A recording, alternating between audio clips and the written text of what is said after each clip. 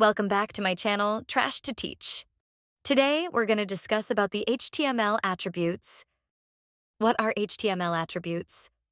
Attributes are extra information added to HTML elements to define their properties or behavior. They always go inside the opening tag, and they come in name-value pairs. Let's look at some of the most commonly used attributes. href. href is used in anchor tags to specify the link's destination. src specifies the source for images, videos, or scripts. alt provides alternative text for images. id. It gives a unique identifier to an element.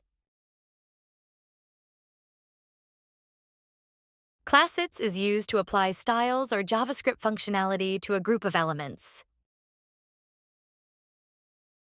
That's it for today's video. Remember, attributes are always written in lowercase. The value must be enclosed in quotes. Some attributes are Boolean. They don't need a value.